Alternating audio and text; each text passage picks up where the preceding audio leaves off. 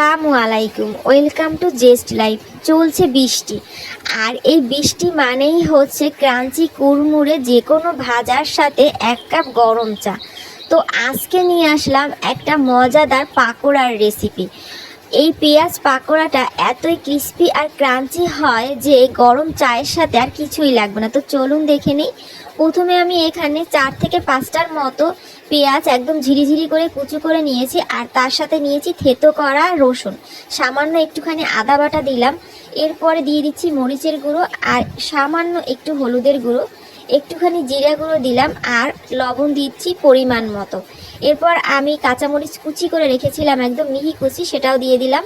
এরপরে দিয়ে দিলাম গোলমরিচের গুঁড়ো, আর দিয়ে দিচ্ছি বেসন। আমি এখানে যতটা বেসন দিয়েছি তার দ্বিগুণ পরিমাণ কর্নফ্লাওয়ার, মানে 3 চামচ বেসন তো 6 চামচ কর্নফ্লাওয়ার দিতে হবে। এটা অনেকটাই ক্রিস্পি করবে এই পাকোড়াটাকে।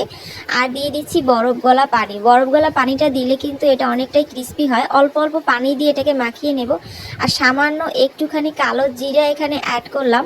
এরপর 15 মিনিট এটাকে রেস্টে রেখে দেব। আর এই ফাঁকে আমি তেলটা গরম করে নিয়েছি, দেখুন এটা একদম গরম হয়ে গিয়েছে। এখন আমি এভাবে মিশ্রণটাকে দিয়ে দিচ্ছি। এভাবে যদি আলাদা আলাদা করে দেন তাহলে কিন্তু এটা অনেকটাই ক্রিস্পি হবে, আর ভেতরটাও খুব ভালোভাবে ভাজা হবে।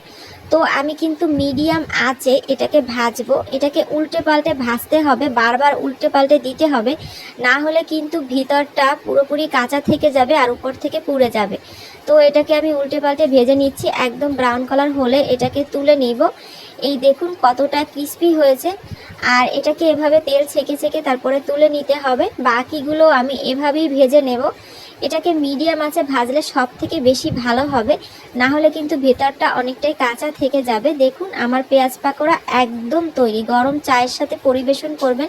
আশা করি রেসিপিটি ভালো লেগেছে। আমার চ্যানেল সাবস্ক্রাইব করবেন, পেজ থেকে দেখলে ফলো করবেন। আজ এই পর্যন্ত, আল্লাহ।